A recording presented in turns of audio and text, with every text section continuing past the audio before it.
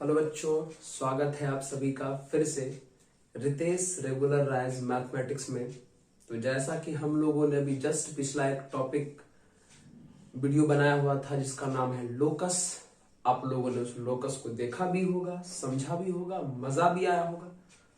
तो आज हम लोग उसी सिलसिले में एक नए टॉपिक की बात करेंगे।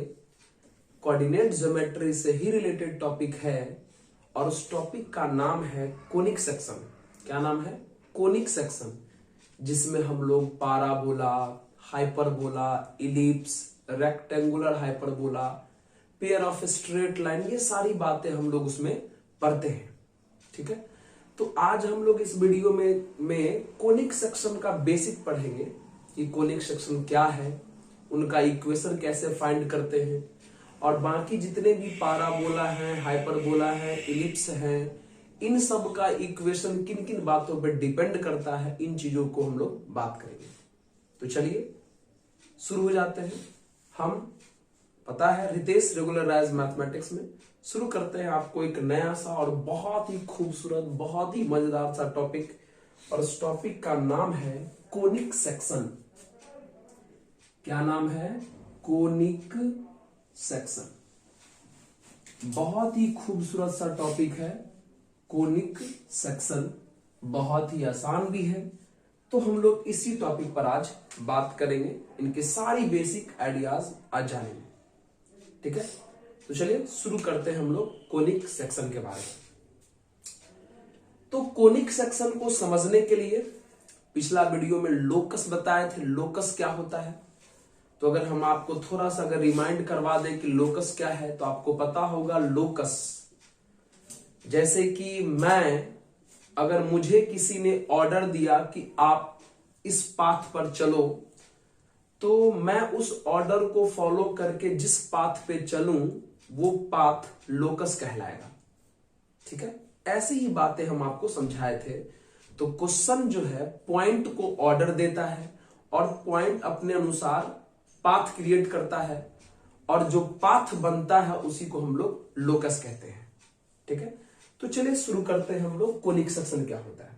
शुरू करें। देखिए, कोनिक सेक्शन को समझने के लिए दो चीज है बेसिक। जैसे एक, मान लीजिए यहां पर हम एक पॉइंट ले लिए और ये पॉइंट जो है वो फिक्स्ड है, फिक्स्ड पॉइंट है ये, मतलब ये पॉइंट मूव नहीं कर सकता है। ठीक है, कोनिक सेक्शन को समझना है तो कोनिक सेक्शन को समझने के लिए हमने एक पॉइंट लिया और वो पॉइंट कैसा है? फिक्स्ड पॉइंट है, बिल्कुल मूव नहीं कर सकता है, जहां है वहीं रह जाएगा। उसके बाद एक हम लोग लाइन भी लिए और ये लाइन भी है फिक्स, ये लाइन भी फिक्स्ड लाइन है, ये लाइन भी अपना पोजीशन बदल नहीं सकता है। तो कोनिक सेक्शन के डेफिनेशन को समझने के लिए दो बेसिक काम कर लेते हैं, दो चीजों को फिक्स कर लेते हैं। एक पॉइंट फिक्स कर लेते हैं और एक लाइन फिक्स कर लिए। क्या कर लिए? एक पॉइंट फिक्स कर लिए और एक लाइन फिक्स कर लिए। अब क्या करेंगे?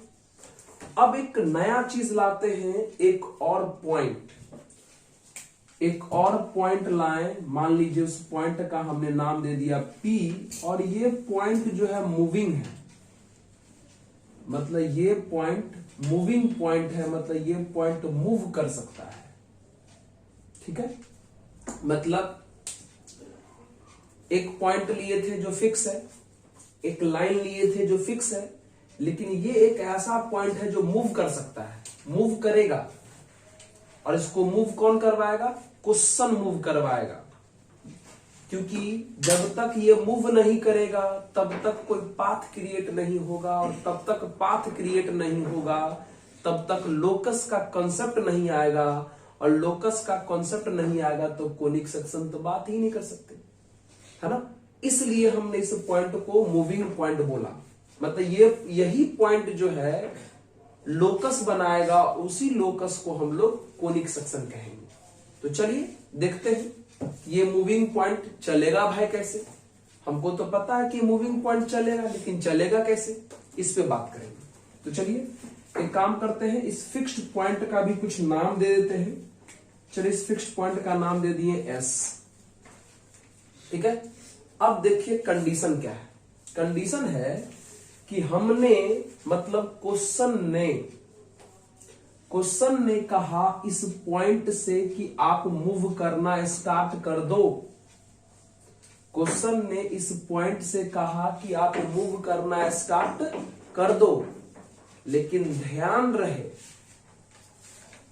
कि आपके और इस फिक्स्ड पॉइंट के बीच का डिस्टेंस, आपके और इस फिक्स्ड पॉइंट के बीच का डिस्टेंस यानी पीएस का रेशियो, आपके और इस फिक्स्ड लाइन के बीच का परपेंडिकुलर डिस्टेंस का रेशियो कांस्टेंट रहना चाहिए, कांस्टेंट रहना चाहिए। फिर से सुनिए, फिर से एक बार सुनिए। क्वेश्चन ने इस पॉइंट को कहा कि आप मूव करो, लेकिन इस तरीके से मूव करो ताकि आपके और इनके बीच के डिस्टेंस का रेशियो और आपके और इस लाइन के बीच के परपेंडिकुलर डिस्टेंस का रेशियो क्या रहे, कांस्टेंट रहे। मतलब नहीं समझे, मतलब ये कि अगर मान लीजिए कि ये पॉइंट यहां है तो यहां के अकॉर्डिंग अगर PS बाय PN अगर 10 आता है, तो अगर यही पॉइंट अगर मूव करके यहां पे आ जाता तो उस वक्त भी PS बट्टे PN का वैल्यू 10 ही आना चाहिए था। अगर यही पॉइंट मूव करके यहां पे चला जाता उस वक्त भी PS बट्टे PN का वैल्यू 10 ही आना चाहिए था। मतलब ये पॉइंट जहां जहां जाए, जहां मन करे वहां जाए, लेकिन इस तरीके से चले ताकि PS अपॉन PN का वैल्यू हमेशा क्या रहे, कांस्टेंट रहे, मतलब एक जैसा रहे। अगर पॉइंट यहां है तो PS अपॉन PN अगर 10 है, तो अगर पॉइंट यहां भी चला जाएगा उस वक्त भी PS अपॉन PN 10 ही होना चाहिए। पॉइंट अगर यहां चला जाएगा उस वक्त भी PS अपॉन PN 10 ही होना चाहिए। तो अब आप बताइए, इस पॉइंट को हम ये कंडीशन दे दिए हैं और इस कंडीशन के आधार पे ये पॉइंट चलना स्टार्ट करेगा तो किसी न किसी पाथ पे तो चलेगा। इस पॉइंट को हम ये कंडीशन दिए हैं और इस कंडीशन के आधार पे ये पॉइंट मूव करना स्टार्ट करेगा और मूव करके किसी न किसी पाथ पे तो चलेगा, और जिस पाथ पे चल गया उसी पाथ को क्या कहते हैं, कोनिक सेक्शन कहते हैं। मतलब ये पॉइंट इस कंडीशन को फॉलो करते हुए जिस पाथ पे चला उसी पाथ को क्या कहेंगे, कोनिक सेक्शन कहेंगे। यही है कोनिक सेक्शन। मतलब इसका अगर हम डेफिनेशन अगर आपको लिख दें तो डेफिनेशन हो जाएगा, देखिए, locus of point P such that ratio of distance from fixed point and perpendicular distance from fixed line is constant called conic section। Conic section, यही हमारा कोनिक सेक्शन। बात समझ में आया? फिर से एक बार समझ लीजिए कि ये पॉइंट इस कंडीशन को फॉलो करते हुए जिस किसी भी पाथ पे ये पॉइंट चल गया उसी पाथ को हम लोग क्या कहते हैं, कोनिक सेक्शन कहते हैं। क्या कहते हैं, कोनिक सेक्शन कहते हैं। ठीक है, याद रहे, समझ गए कोनिक सेक्शन का मतलब क्या होता है और लोकस क्या होता है, हम आपको समझा दिए पिछले वीडियो में। और जो लोग नहीं देखे पिछला वीडियो देख लीजिए, लोकस समझ में आ जाएगा, ताकि यहां जो हम लोकस का वर्ड यूज कर रहे हैं वो आपको आसानी से समझ में आ जाएगा। ठीक है, चलिए अब आगे बात बढ़ाते हैं। अब सुनिए, PS अपॉन PN बराबर जो हमने कांस्टेंट कहा, इस कांस्टेंट को एक सिंबल दिया गया है। PS अपॉन PN को जो हमने कांस्टेंट कहा, इस कांस्टेंट को एक सिंबल दिया गया और इस सिंबल का नोटेशन है E। हमने क्या कहा, डेफिनेशन में क्या था कि PS अपॉन PN कांस्टेंट होना चाहिए और जिस कांस्टेंट के बराबर होता है उस कांस्टेंट को एक सिंबल दिया गया है E, और E का नाम होता है मित्र इसेंट्रिसिटी। इसेंट्रिसिटी, E का नाम क्या होता है, इसेंट्रिसिटी। मतलब डेफिनेशन में PS बाय PN जिस कांस्टेंट को बोला गया उस कांस्टेंट को एक सिंबल E दिया गया और E का ही नाम क्या पड़ता है, इसेंट्रिसिटी। और भी बातें जानिए। अब देखिए, जब हम इस कोनिक सेक्शन का डेफिनेशन पढ़ रहे थे, जब समझ रहे थे, तो दो चीज को फिक्स किए थे, एक पॉइंट फिक्स किए थे और एक लाइन फिक्स किए थे। तो कोनिक सेक्शन में मित्रों जिस पॉइंट को फिक्स करते हैं उस फिक्स्ड पॉइंट का नाम होता है फोकस। क्या नाम होता है, फोकस। जिस पॉइंट को हम लोग फिक्स करते हैं कोनिक सेक्शन में उस पॉइंट का क्या नाम होता है, फोकस। और कोनिक सेक्शन में जिस लाइन को फिक्स करते हैं उस लाइन का नाम होता है डायरेक्ट्रिक्स। क्या नाम होता है, डायरेक्ट्रिक्स। याद रहेगा, कोनिक सेक्शन में दो चीजें फिक्स थी, एक पॉइंट फिक्स थी जिसे हम लोग फोकस कहते हैं, एक लाइन फिक्स थी जिसे हम लोग डायरेक्ट्रिक्स कहते हैं। तो याद रखिएगा, फोकस क्या होता है, डायरेक्ट्रिक्स क्या होता है। फोकस फिक्स्ड पॉइंट को कहा जाता है और फिक्स्ड लाइन को ही क्या कहते हैं, डायरेक्ट्रिक्स कहते हैं। तो आप लोगों ने समझा कि कोनिक सेक्शन है क्या। अब हम कोनिक सेक्शन का इक्वेशन फाइंड करेंगे। क्या फाइंड करेंगे, इक्वेशन। तो चलिए तब तक इसको नोट करिए। अब हम लोग आपको बताते हैं कि कोनिक सेक्शन का इक्वेशन कैसे फाइंड करेंगे। ठीक है, नोट कर लीजिए इसको।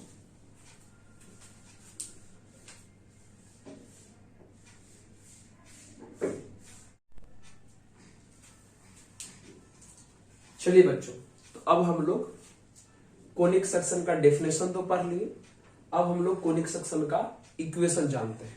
ठीक है, तो चलिए शुरू करिए। अभी डेफिनेशन में क्या क्या देखे थे, दो बात देखे थे। एक फोकस था जिसे हम लोग फिक्स्ड पॉइंट कहते थे, है ना, जिसका हम लोग सिंबल S दिए थे। एक डायरेक्ट्रिक्स था, है ना, एक फिक्स्ड लाइन था जिसे हम लोग डायरेक्ट्रिक्स बोले थे, डायरेक्ट्रिक्स। चलिए तो सुनिए, क्वेश्चन में जब भी कोनिक सेक्शन का इक्वेशन फाइंड करना होगा तो फोकस दे देगा। मान लीजिए फोकस दे दिया आपको कुछ भी, अल्फा बीटा ही मान लेते हैं, है ना। फोकस को हमने क्या मान लिया, अल्फा बीटा मान लिया। और डायरेक्ट्रिक्स का इक्वेशन मान लीजिए आपको दे दिया गया, डायरेक्ट्रिक्स एक लाइन है तो मान लीजिए इसका इक्वेशन दे दिया गया ax plus by plus c is equal to 0।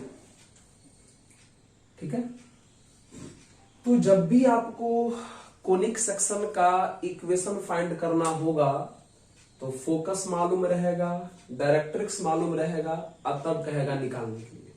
तो चलिए हम आपको बताते हैं, एक फॉर्मूला बनाएंगे, उसको आप डायरेक्ट याद रखिएगा। ठीक है, तो अभी हम आपको क्या बताएं कि कोनिक सेक्शन है, जो कोनिक सेक्शन है वो एक पॉइंट का लोकस होता है, एक P पॉइंट का लोकस होता है, इसी का लोकस होता है। और आपको पिछले क्लास में याद होगा लोकस बताए थे हम अगर इस P पॉइंट का लोकस निकाल दें तो कोनिक सेक्शन का इक्वेशन फाइंड हो जाएगा। क्यों? क्योंकि हमारा कोनिक सेक्शन इस P पॉइंट का ही लोकस होता है। अभी तुरंत डेफिनेशन में सीखे। तो पिछले वीडियो में हम आपको बताए थे कि अगर किसी भी चीज का अगर लोकस निकालना, मतलब किसी पॉइंट का अगर लोकस निकालना हो तो उस पॉइंट को हम लोग सबसे पहले h, k मान लेते थे। याद है? नहीं याद है तो पिछला वाला वीडियो एक बार जाके देख लीजिए कि लोकस का मतलब जब भी लोकस निकालना होता है तो सबसे पहले हम उस पॉइंट को कुछ मान लेते हैं। मान लिए और उसके बाद क्या करते थे कि h और k के बीच एक रिलेशन लगाते थे क्वेश्चन में जो कंडीशन दिया हुआ हो उसका प्रयोग करके। तो यहां क्या कंडीशन दिया हुआ है मित्र? यहां कंडीशन दिया है कि इस PS और इस PN का जो रेशियो है वो कांस्टेंट होना चाहिए ना, कंडीशन दिया हुआ है।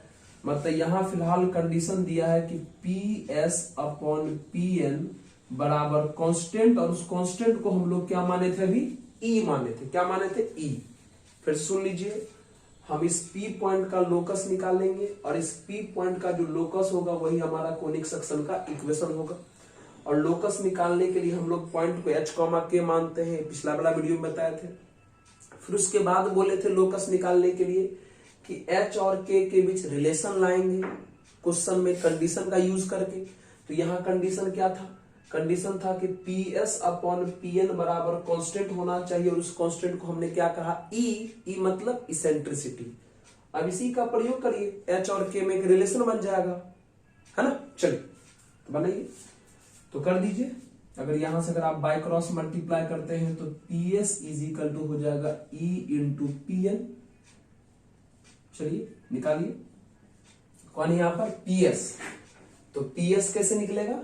ये है ना PS, डिस्टेंस फॉर्मूला से आराम से PS निकाल सकते हैं। निकालिए, h माइनस क्या होता है distance formula? x1 minus x2 का whole square plus y1 minus y2 के होल स्क्वायर का रूट होता है ना।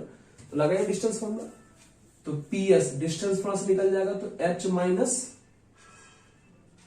अल्फा का होल स्क्वायर, फिर k माइनस बीटा का होल स्क्वायर का under root is equal to E into PN। PN मतलब ये डिस्टेंस। अब ये डिस्टेंस कैसे निकलता है?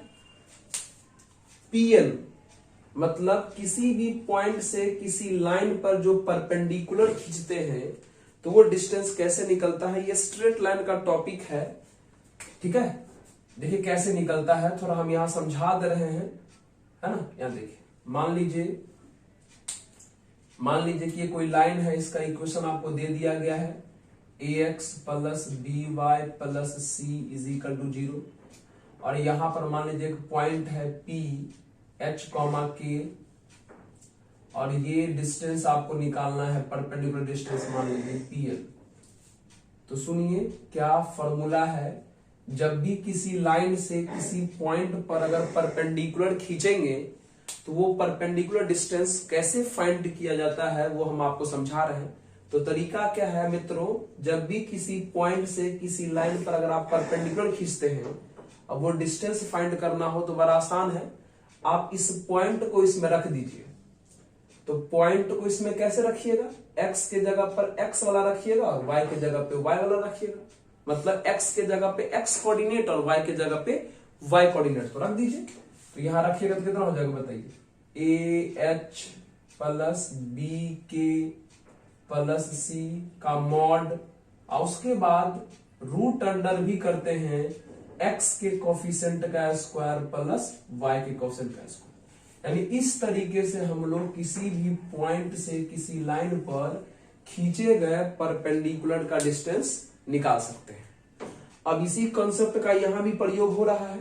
जैसे देखिए, ये पॉइंट है, ये लाइन है, और इस पॉइंट से इस लाइन पर परपेंडिकुलर डिस्टेंस ही तो है PN, तो निकालना है। तो अभी आप सीखे, तो जब भी किसी पॉइंट से किसी लाइन पर परपेंडिकुलर खींचेंगे तो डिस्टेंस कैसे निकलेगा? सबसे पहले उस पॉइंट को इस लाइन में रख देते हैं, रखे थे ना अभी। उस पॉइंट को इस लाइन में रखिए, तो कैसे रखिएगा? x के जगह पे x कोऑर्डिनेट रखिएगा, y के जगह पे y कोऑर्डिनेट रखिएगा। तो रख दीजिए, रखिए। तो तो यहां हो जाएगा कितना, ए एच प्लस बी के प्लस सी, मॉड लगा दीजिएगा क्योंकि डिस्टेंस कभी भी निगेटिव नहीं होता है, बी के plus C divided by root under X के कोफिशिएंट का स्क्वायर प्लस वाई कोफिशिएंट का स्क्वायर। मतलब यहां जो पीएन निकाले हैं वो इस प्रोसेस से निकाले हैं, है ना। ये प्रोसेस क्या है, ये प्रोसेस है पॉइंट और लाइन के बीच का परपेंडिकुलर डिस्टेंस निकालने का प्रोसेस है कि पॉइंट को इसमें रख देते हैं, फिर मॉड लगा देते हैं, फिर रूट अंडर एक्स के कोफिशिएंट का स्क्वायर प्लस वाई के कोफिशिएंट का स्क्वायर कर देते हैं। ठीक है, हो गया। चलिए अब इसी को सॉल्व करिए। पीएस आपको पता चल गया डिस्टेंस फॉर्मूला से, ई के जगह पे ई रहेगा, पीएन आपको निकल गया, अभी उस मेथड से निकाल लिए। अब इसको सॉल्व कर दीजिए। तो कैसे सॉल्व करिएगा मित्रों, ये तो रूट है, तो रूट को हटाने के लिए क्या करिए, स्क्वायरिंग ऑन बोथ साइड करिए, स्क्वायरिंग ऑन बोथ साइड। तो दोनों तरफ अगर स्क्वायर करिएगा तो यहां से रूट खत्म होकर कितना हो जाएगा, ये हो जाएगा एच माइनस अल्फा का होल स्क्वायर के माइनस बीटा का whole square is equal to, इधर स्क्वायर करिएगा तो हो जाएगा ई का स्क्वायर, स्क्वायर करने पर मॉड हट जाएगा और स्क्वायर हो जाएगा ए एच प्लस बी के प्लस सी का स्क्वायर हो जाएगा, और नीचे स्क्वायर करेंगे तो रूट खत्म हो जाएगा ए स्क्वायर प्लस बी स्क्वायर। दोनों तरफ स्क्वायर कर दिए ताकि जहां जहां रूट था वो सब खत्म हो गया, यहाँ रूट खत्म हो गया, ये ई का स्क्वायर हो गया, इसका होल स्क्वायर हो गया, और नीचे में रूट अंडर जो था वो रूट खत्म हो गया स्क्वायर करने पर, हो गया। तो लोकस का मतलब क्या था, लोकस का मतलब था कि एच और के बीच रिलेशन लाना कंडीशन का यूज करके। तो हमने कंडीशन का यूज करके एच और के बीच रिलेशन ले आया, और फिर लास्ट स्टेप क्या था कि एच को हटा के एक्स रख देते थे और वाई और के को हटा के वाई रख देते थे। तो कर दीजिए, आपका आंसर आ जाएगा, रख दीजिए, रखिए तो यहीं पर, यहां पर रख देते हैं। ठीक है, यहां इसी में हम लोग क्या करेंगे, लोकस का लास्ट स्टेप क्या था कि एच और के बीच जो रिलेशन ले आए उस रिलेशन में क्या करेंगे, एच को हटा के एक्स रख देंगे और के को हटा के वाई रख देंगे, रख दीजिए। तो यहां एच को हटा के एक्स रखोगे तो एक्स माइनस अल्फा का होल स्क्वायर प्लस, यहां रखोगे के जगह पे वाई रखना है तो वाई माइनस बीटा। पिछला वाला वीडियो जो लोकस पर था वो जरूर देख लीजिएगा, तुरंत हम लोकस ही निकाल रहे हैं, फटाफट समझ में आ जाएगा। एच को हटा के हमने एक्स रख दिया, के को हटा के हमने वाई रख दिया, जहां जहां हमको एच मिलेगा वहां वहां एक्स रखेंगे, जहां जहां के मिलेगा वहां वहां वाई रखेंगे। तो ये ई स्क्वायर हो गया। चलिए फिर यहां फिर से एच मिल गया, मतलब क्या हो जाएगा, ये ए एक्स हो जाएगा। फिर से यहाँ के मिल गया तो यहाँ कितना हो जाएगा, बी वाई हो जाएगा, बगल में सी का होल स्क्वायर, नीचे कितना है ए स्क्वायर प्लस बी स्क्वायर। यही है आपका किसी भी कोनिक सेक्शन के इक्वेशन निकालने का फॉर्मूला। ये एक्स माइनस अल्फा का whole square plus y minus beta का whole square is equal to e square into a x plus b y plus c का whole square upon a square plus b square. ठीक है, यही है, यही वो equation है जिसका यूज करके आप किसी भी कोनिक सेक्शन का इक्वेशन निकाल सकते हैं। तो अब आपको ये डायरेक्ट फॉर्मूला याद रखना है। अब इस फॉर्मूला को थोड़ा एक बार हम फिर से समझा देते हैं, देख लीजिए। इस फॉर्मूला में जो x और y है वो तो इक्वेशन का अननोन है, उसमें कोई दिक्कत नहीं। अल्फा और बीटा जो है आपका फोकस है, अल्फा और बीटा जो है आपका फोकस है, फोकस लेवल रखना है।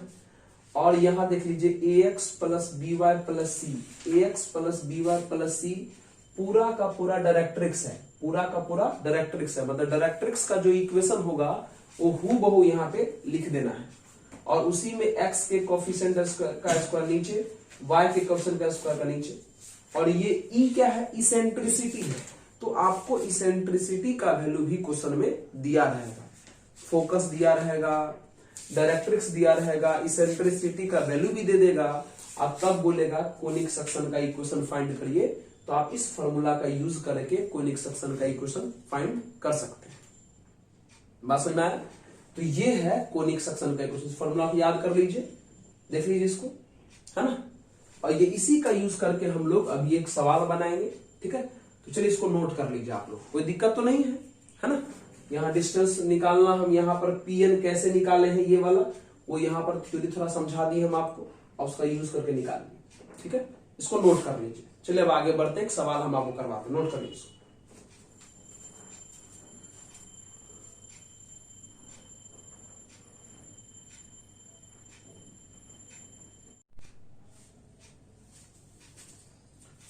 चलिए बच्चों, तो अब जो है एक सवाल है, आपको कोनिक सेक्शन का इक्वेशन निकालना बताते हैं, है ना। अभी हम आपको फॉर्मूला बताए, अब यहाँ पे क्वेश्चन समझाते हैं। चलिए क्वेश्चन क्या है देखिए,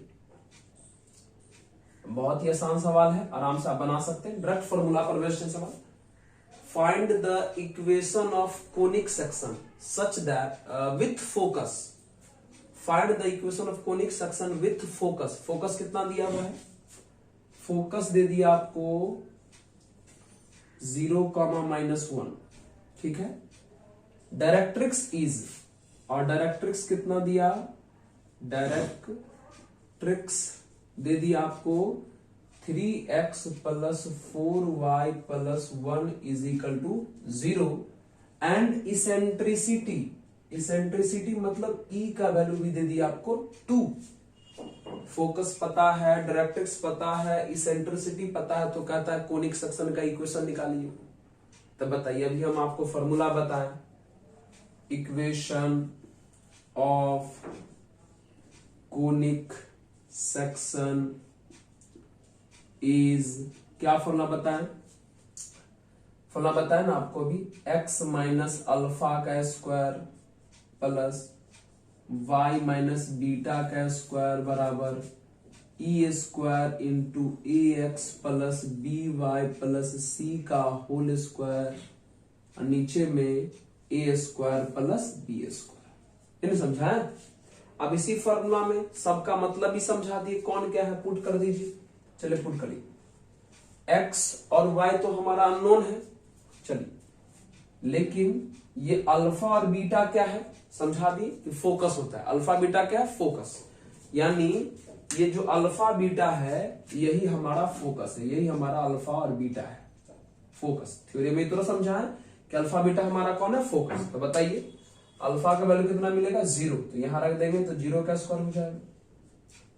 y बीटा का वैल्यू कितना है? -1, तो यहां रखेंगे -1, तो ये +1 हो जाएगा whole square is equal to eccentricity. Eccentricity यानी ई का वैल्यू 2 दिया है, 2 का स्क्वायर करना है यहाँ, तो 4 हो जाएगा।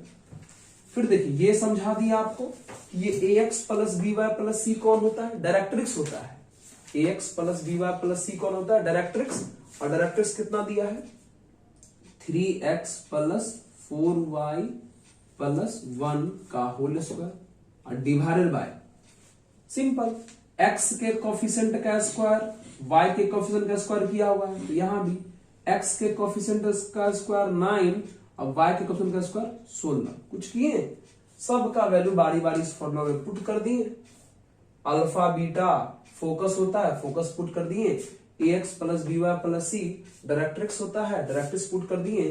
a² b² क्या है? तो x के कोफिशिएंट और y के कोफिशिएंट का स्क्वायर है, तो x के कोफिशिएंट 3, 3 का स्क्वायर 9, y का कोफिशिएंट 4, 4 का स्क्वायर 16। हो गया। अब इसको सॉल्व कर दिया, आपका आंसर आ गया। बताइए कितना हो जाएगा? ये हो जाएगा x का स्क्वायर, ये a प्लस b का होल स्क्वायर, तो a² plus b² plus 2ab, तो 2y हो जाएगा। ये 4 हो जाएगा। और सबको पता है ये a plus b plus c का, a plus b plus c का होल स्क्वायर है ना। तो a plus b plus c का होल स्क्वायर का फॉर्मूला सबको पता होगा, a plus b plus c के होल स्क्वायर का फॉर्मूला क्या होता है? a² plus b² plus c² plus 2ab plus 2bc plus 2ca, है ना। तो इसी फॉर्मूला पर हम इसको सॉल्व कर देंगे। a के जगह पे यहाँ 3x है, b के जगह पे यहाँ 4y है और c के जगह पे 1 है, इसमें पुट कर दीजिए, सॉल्व हो जाएगा। तो रख दीजिए, क्या है फॉर्मूला? a², तो ये हो जाएगा 9x का स्क्वायर प्लस b² तो 16y² हो जाएगा प्लस c² तो 1 का वो स्क्वायर 1 ही हो जाएगा। फिर क्या है? 2ab, तो तो 2ab करेंगे तो 4 तिया 12 दूनी 24 हो जाएगा एक्स वाई। फिर 2bc करेंगे तो 8y हो जाएगा। और फिर 2ca तो कितना हो जाएगा 6x हो जाएगा। और नीचे में कितना है 16 ना कितना हो जाएगा 25। बात समझ में आ रहा है हमारा। ये a plus B plus c का जो होल स्क्वायर है उस पर सेट कर दिए। यहाँ फॉर्मूला है a के जगह पर यहाँ 3x था, b के जगह पे यहाँ 4y है और c की जगह पे यहाँ 1 है, पुट कर दिए, सोल्व कर दिए है ना। a square B square C square 2ab करेंगे तो 24 हो जाएगा, 2bc करेंगे तो 8 हो जाएगा, 2ca करेंगे तो 6 हो जाएगा। चलिए करिए, अब कर दीजिए इधर 25 से मल्टीप्लाई कर दीजिए बाय क्रॉस, तो ये 25 स्क्वायर हो जाएगा, ये 25y स्क्वायर हो गया, 25 हो गया और ये 50 y हो गया। ठीक है, चलिए अंदर 4 से कर दीजिए तो ये हो जाएगा 36x का स्क्वायर प्लस 64y का स्क्वायर प्लस 4 प्लस 96 96xy हो जाएगा और 32y हो गया और 24x हो जाएगा। सॉल्व कर दीजिए, सबको एक तरफ कर लीजिए। तो एक्स वाई का बड़ा फॉर्मेट तो इसी तरफ है, इसको उधर लेके चल जाइए, है ना। एक्स वाई का जो बड़ा फॉर्मेट इधर है ना, तो इन सबको उधर लेके चल जाते हैं, लेके चल जाइए। बताइए कितना हो जाएगा, देखिए देखिए। तो पहले ये वाला उतार लेते हैं। ये वाला कितना है 36x का स्क्वायर प्लस 64y का square plus 4 plus 96xy plus 32y plus 24x। अब इन सब को उधर लेके चल जाइए, तो प्लस उधर गया तो माइनस में 25 स्क्वायर हो गया, प्लस उधर गया तो माइनस में 25y का स्क्वायर हो गया, प्लस उधर गया तो माइनस में 25 हो गया और प्लस उधर गया तो माइनस में 50y हो गया बराबर 0। सॉल्व कर दीजिए, बताइए कितना हो जाएगा। ये 36x स्क्वायर में से 25 गया तो ये 11x स्क्वायर हो जाएगा। 64y स्क्वायर में से 25y स्क्वायर गया तो कितना हो जाएगा 39 39y स्क्वायर हो जाएगा, है ना। 9 5 14 3 2 5 1 6, ठीक है। तो एक्स स्क्वायर वाई स्क्वायर काम हो गया। एक्स वाई वाला देखिए कहीं पर है, इसके अलावा एक्स वाई कहीं पर नहीं है, तो ये 96 एक्स वाई का एक्स वाई रह जाएगा, ठीक है। एक्स वाला देखिए, एक्स वाला यहाँ 24 गो है और कहीं पर नहीं है एक्स वाला, है ना। एक्स वाला यहाँ के अलावा कहीं नहीं है, तो सिर्फ कितना हो जाएगा 24x हो गया। फिर वाई वाला देखिए, वाई वाला कहाँ है, यहां पर वाई वाला है 32 गो और यहां पर है 50 गो, तो 32 में से 50 गया तो -18 हो जाएगा वाई, है ना। और उसके बाद देखिए कांस्टेंट वाला कहाँ है, कांस्टेंट वाला 4 यहाँ है और 25 यहाँ है, तो 4 में से 25 गया तो -21 बराबर 0। ये हो गया हमारा कोनिक सेक्शन का इक्वेशन, ये सवाल सॉल्व हो गया, है ना। जो जो चीज दिया था, फोकस, डायरेक्ट्रिक्स, इसेंट्रिसिटी, सबको हमने इस फॉर्मूला में पुट कर दिया। ये जो बीच में आपको दिख रहा है ये हमारा फॉर्मूला है, इस फॉर्मूला में हमने सबको पुट किया, हमारा सवाल सॉल्व हो गया, ठीक है। इस तरीके से आप किसी भी कोनिक सेक्शन का इक्वेशन इस फॉर्मूला का यूज करके आप निकाल सकते हो, करेक्ट है। चलिए इसको भी नोट कर लीजिए, आप लोग नोट कर लीजिए।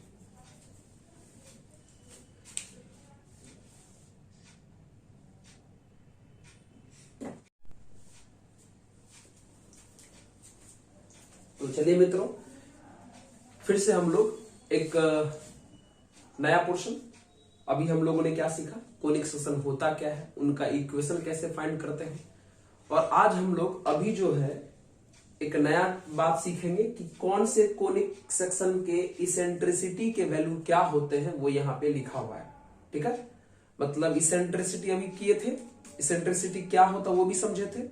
अभी देखिए कि किस कोनिक सेक्शन का इसेंट्रिसिटी कितना होता है, वो यहाँ पे लिखा हुआ है। पाराबोला में इसेंट्रिसिटी का वैल्यू 1 होता है, इलिप्स में इसेंट्रिसिटी का वैल्यू 0-1 के बीच में कुछ भी हो सकता है। इलिप्स में इसेंट्रिसिटी का वैल्यू 0 से बड़ा और 1 से छोटा, मतलब 0-1 के बीच में कुछ भी 0.5, 0.6, 1/2, 1/3 कुछ भी हो सकता है। मतलब 0-1 के बीच का कुछ भी वैल्यू अगर इसेंट्रिसिटी दिख गया समझ जाना वो किसका होगा, इलिप्स का होगा। और हाइपरबोला का इसेंट्रिसिटी 1 से बड़ा होता है, 1 से बड़ा कुछ भी, हाइपरबोला का इसेंट्रिसिटी 1 से बड़ा होता है। तो 1 से बड़ा जो भी कहानी आएगा वो हाइपरबोला वाली हो जाएगी। अगर इसेंट्रिसिटी का वैल्यू अगर किसी ने कह दिया 10 है तो समझ जाना वो हाइपरबोला की बात चल रहा है। सर्कल का इसेंट्रिसिटी मित्रों 0 होता है, सर्कल का इसेंट्रिसिटी 0 फिक्स है, सर्कल का इसेंट्रिसिटी 0 होगा। रेक्टेंगुलर हाइपरबोला, रेक्टेंगुलर हाइपरबोला का इसेंट्रिसिटी √2 होता है, रेक्टेंगुलर हाइपरबोला का इसेंट्रिसिटी √2 के इक्वल होता है। और pair of straight line, pair of straight line का मतलब हुआ एक ही इक्वेशन में दो लाइन, जैसे ये हमारे पास 2 मार्कर है, मतलब एक ही इक्वेशन में दो लाइन, मतलब एक ही इक्वेशन 2 लाइन को शो करे, इसके लिए इसेंट्रिसिटी कितना होना पड़ता है, इनफाइनाइट होना पड़ता है। ठीक है, तो पाराबोला का 1, इलिप्स का 0 1 के बीच में, हाइपरबोला का 1 से बड़ा, सर्कल का 0 होता है, रेक्टेंगुलर हाइपरबोला का √2 होता है, और पेयर ऑफ स्ट्रेट लाइन का इनफाइनाइट होता है इसेंट्रिसिटी। तो अब हम जो क्या करेंगे नेक्स्ट वीडियो में, अब बारी बारी सारे टॉपिक को पढ़ेंगे, parabola, ellipse, hyperbola, circle, rectangular hyperbola, pair of straight line, सारे को हम लोग पॉइंट अब बारी बारी पढ़ेंगे। मतलब ये कोनिक सेक्शन का बेसिक थॉट था जो हमने आपको समझाया। अब यहां से हम लोग आगे बढ़ेंगे और पाराबोला से नेक्स्ट वीडियो में शुरुआत करेंगे। ठीक है, पता है आपको मजा भी आया होगा, इस वीडियो में अच्छा लगा होगा, बहुत अच्छा लगा होगा। और अगर अच्छा लगा है तो पता है हमारे रितेश रेगुलराइज्ड मैथमेटिक्स पर बने रहिए और पढ़ना है, लगातार पढ़ना है। और एक बहुत ही खूबसूरत बात, कुछ बच्चों ने हमको मतलब बताया कि सर वो आपके ऑफलाइन क्लास को ज्वाइन हम करना चाहते हैं, 11th 12th या जो जेई का तैयारी करना चाहते हैं, अगर वो किसी, बहुत सारे स्टूडेंट हमको फोन किए हैं, तो अगर वो कोई अगर ऑफलाइन क्लास ज्वाइन करेंगे तो जिस दिन से खुलेगा उस दिन से हमारा जो क्या कहते हैं वेन्यू है, केंद्रीय विद्यालय कंकरबाग पटना में वेलोसिटी क्लासेज है, वहां पे जाकर के आप पढ़ सकते हैं ऑफलाइन क्लासेस। ठीक है, केंद्रीय विद्यालय कंकरबाग वेलोसिटी क्लासेस पटना, वहां पे आप पढ़ सकते हैं। अगर आप ऑफलाइन क्लास अगर आप हमसे पढ़ना चाहते हैं तो, अगर आपको अच्छा लगा हो तो, कुछ लोगों ने कहा था इसलिए हमने इस बात को यहां पे बता दिया। तो चलिए ठीक है, तो हम लोग नेक्स्ट वीडियो में करेंगे नेक्स्ट पार्ट को। तब तक मजे करते रहिए, मुस्कुराइए, खूब पढ़िए और आनंद लीजिए। ठीक है, रितेश रेगुलराइज्ड मैथमेटिक्स के साथ। ओके, ठीक, चलिए फिर से मिलते हैं नेक्स्ट वीडियो में। धन्यवाद।